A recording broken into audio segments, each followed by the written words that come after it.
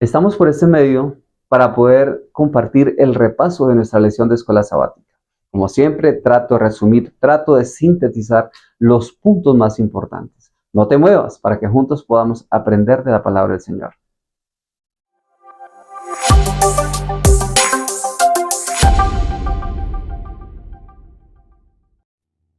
Y como siempre lo hacemos, yo te quiero invitar para que cierres tus ojos y para que podamos orar y pedir la bendición del Señor. Padre Celestial, que podamos entender tu palabra. Bendice a los que me ven y a los que me escuchan. En el nombre poderoso de Cristo Jesús lo pido. Amén. Amén. La lección de esta semana tituló ¿Qué más se puede hacer? Es una gran pregunta. En la mayéutica, las preguntas tienen un propósito y es que la persona reflexione, es que la audiencia pueda comprender en qué ha fallado y cómo puede mejorar. Esa gran pregunta tiene unas connotaciones teológicas profundas desde que el ser humano fue creado. Pues para la salvación del ser humano, ¿qué más puede hacer Dios? Desde que el ser humano cayó en pecado, Él ha tratado una y otra vez de extenderle mano, de ayudarle, de enviarle un medio para que pueda conocer el plan de salvación y para que se salve. ¿Qué más se puede hacer? Es lo que vamos a compartir en este momento. En el Evangelio, según San Juan capítulo 18, versículo 34, tenemos un relato interesante y es un diálogo de Jesús con un hombre llamado Pilato. Le dijo entonces Pilato, luego, ¿eres su rey? Respondió Jesús, tú dices que yo soy rey. Yo para esto he nacido y para eso he venido al mundo y para dar testimonio de la verdad. Todo aquel que es de la verdad, oye mi voz. La palabra dice que Jesús vino para dar testimonio de la verdad. ¿Por qué era necesario que Jesús viniese a dar testimonio de la verdad? Porque la palabra nos presenta que hubo un engañador, el cual engañó al mundo entero, según Apocalipsis 12:9. Engañó al mundo entero, haciendo creer al ser humano que el Señor, el Dios creador de los cielos y de la tierra, no era un Dios bueno, no era un Dios misericordioso, no era un Dios compasivo, no era un Dios de salvación. Así que Jesús viene y da testimonio de la verdad. En una ocasión Jesús dice, el que me ha visto a mí, ha visto al Padre. Jesús muestra el carácter del Padre Celestial. ¿Quieres tú conocer el carácter del Padre Celestial? Debes de mirar la vida de Jesús registrada en el Nuevo Testamento. La Biblia nos presenta que Satanás, aparte de ser engañador, también era un acusador, según el libro de Apocalipsis 12:10, Job capítulo 1 y capítulo 2. Allí se nos presenta como en una ocasión cuando Satanás logra tomar el territorio, el gobierno de este mundo, cuando logra que Adán peque, él le entrega el dominio a Satanás y él entonces ahora es el representante de la raza caída. Dice la Biblia, Job 1:6, que fueron los hijos a presentarse delante de Dios, en los cuales se presentó también Satanás. Iba como representante, pero no iba a llevar buenas razones, no iba a llevar buen recado, iba a acusar al ser humano, diciendo las falencias del ser humano, acusándolo. Y así él se convierte en el engañador, en el acusador y también en el usurpador de Dios. Y es que él, Satanás, él tienta a los hombres, al ser humano, a dudar del amor del Señor como un Dios benévolo y compasivo. Ha logrado infiltrar este argumento en miles de personas y en algunas ocasiones tal vez a nosotros se nos puede cruzar por nuestra mente. Si es un Dios bueno, ¿por qué existe el mal? Cuando tú miras la palabra, comprendemos que el mal existe porque un querubín se reveló en los atrios celestiales. Dicho querubín logró engañar a Adán y Eva y así llenar el mundo entero de miseria, de muerte y de dolor. Pero Jesús viene y da un conocimiento de la verdad, así dice el Señor, presenta con su vida la verdad genuina y al Padre Celestial, su carácter. ¿Quieres tú conocer al Padre Celestial? Debes de mirar todo el Nuevo Testamento, porque el Nuevo Testamento en la vida de Jesús se presenta al Padre de las luces, el Padre de gloria.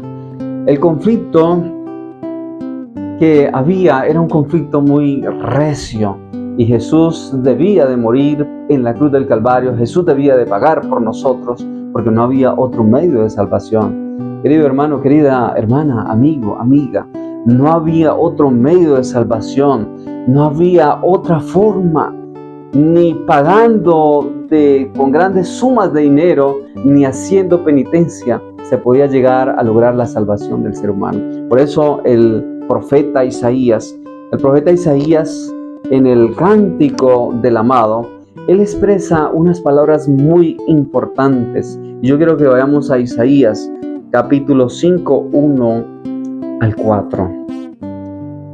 Ahora cantaré por mi amado el cántico, el cantar de mi amado a su viña. Ese amado es una figura. Recordemos que Isaías se conoce en la antigüedad porque daba algunos discursos a través de poemas, a través de cantos, de composiciones o, como algunos llaman, trovas. Estoy en Medellín y en Medellín se acostumbran mucho las trovas, y con las trovas se habla lo que la persona es o se parece. Pues en este canto, en esta composición, también se nos presenta al Padre Celestial como el amado y al pueblo como la viña. Aunque era un relato para el antiguo Israel, no deja de ser también enseñanza para nuestras vidas. Tenía mi amado una viña en una ladera fértil, una viña, un pueblo. Está ilustrando el profeta Isaías. La había cercado y despedregado y plantado de vides escogidas. La había cercado, la había protegido, le había puesto sus buenos cimientos, sus buenos muros de contención. La tenía en un lugar privilegiado, pues la antigua nación de Israel fue privilegiada, fue cuidada por el Padre Celestial y fue cercada. Y dice que fue escogida entre todas las vides.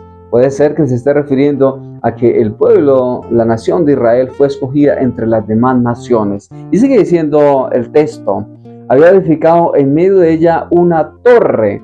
Puede ser que se esté refiriendo también al templo que fue edificado en aquel entonces. Pero leamos el versículo 4. ¿Qué más se podía hacer a mi viña que yo haya hecho en ella? ¿Qué más se puede hacer a mi viña? Con la pregunta que comenzamos con esa pregunta, seguimos. Pues el Padre Celestial hizo grandes cosas, acontecimientos potentes, sorprendentes, para que el pueblo de Israel se salvara. Lo ha hecho una y otra vez, con todos los residuos del mundo en general, con todas las naciones, ha tenido un residuo el cual lo ha cuidado, lo ha protegido. Pero en general Él ha hecho cuanto ha podido para la salvación del ser humano. Pero lo triste es que muchas veces el Señor, esperando que dé buen fruto, da un fruto malo. Esa parábola, que es una parábola también, aparte de un canto, porque está ilustrando, también es una pregunta para nosotros. ¿Qué más se puede hacer por tu salvación, por mi salvación? Nos han dado la Biblia, nos han dado vida, nos han dado salud, nos han dado comodidades, nos han dado la oportunidad de estudiar, nos han dado la oportunidad de tener casas, de tener fincas, de tener negocios, nos han dado un sinnúmero de oportunidades para que conozcamos el plan de salvación. Y sin duda alguna, muchas personas vacilan, muchas personas son incrédulas, no tienen fe, no tienen una comunión con el Señor. Y como consecuencia de esto, se van a privar de la salvación por su raciocinio necio, por su torpe corazón. Y esa pregunta debe hacer en nosotros una gran reflexión. ¿Cómo está tu vida? ¿Cómo está mi vida hoy? Pues es importante que nosotros podamos entender cómo estamos, qué fruto estamos dando como viña del Señor. ¿Está haciendo un efecto la palabra en nuestras vidas o seguimos como éramos antes? Estoy hablando a los que son de la fe, estoy hablando a los que hemos tomado una decisión con el Padre Celestial. También había un texto muy interesante, el cual estaba en Romanos 3:25, vamos a buscarlo. Se nos habla de la vindicación del carácter de nuestro Padre Celestial. Vamos al libro de los Romanos. Acá tengo seleccionada mi cita. Aquí está. Romanos capítulo 3, versículo 25 y 26. Dice así la palabra. Por cuanto todos pecaron y están destituidos de la gloria de Dios, dice el pasaje, el 3:23. Pero vamos a leer el 25 y también el 26.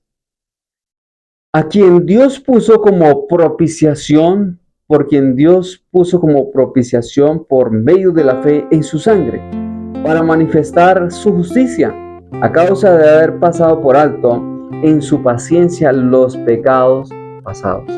Por cuanto todos pecaron, toda la nación había pecado, todo el mundo en general, pero ahora dice la palabra que todos son justificados gratuitamente por la redención realizada por Cristo Jesús en la cruz del Calvario. Versículo 26. Con miras a manifestar en ese tiempo su justicia, a fin de que Él sea el justo y el que justifica al que es de la fe de Jesús. En este texto se vindica el carácter de Dios, alguien que no paga mal por mal, alguien que hace lo bueno a aquel que hace mal, y que pasa por alto los pecados de ignorancia a su pueblo. No retuvo para siempre su enojo, dice la palabra, sino que es fiel y es misericordioso. ¿Qué más se puede hacer? Y Romanos 5:8 también dice el apóstol Pablo: pero Dios muestra su amor para con nosotros, en que siendo aún pecadores, Cristo murió por nosotros. Se vindica el amor del Padre Celestial. No tenía Jesús derecho a morir, pero muere, da la vida por tu salvación y por mi salvación. Por eso el libro de Apocalipsis se le da honra y se da gloria al Cordero, según Apocalipsis 19:1 y 2. Y Filipenses 2:10 dice que para que en el nombre de Jesucristo se doble toda rodilla y toda lengua confiese que Jesucristo es el Señor, para gloria de Dios. Y se declarará: justos y fieles son tus caminos, oh Señor Dios Todopoderoso. Querido hermano, querida hermana, querido amigo, lo posible para tu salvación se ha hecho. La cruz no es solo un momento de perdón y ya. Es decir, la cruz es un remedio constante. Es un remedio el cual podemos tomarlo todos los días para esta enfermedad de pecado que tenemos en nosotros. ¿Quién no miente? ¿Quién no dice cosas que no debe? ¿Quién no se enfada? ¿Quién no se equivoca en este mundo? Pero la cruz es un remedio constante que podemos acudir y tomárnoslo para la sanidad de nuestras vidas. Que Dios te bendiga y que Dios aumente tu fe.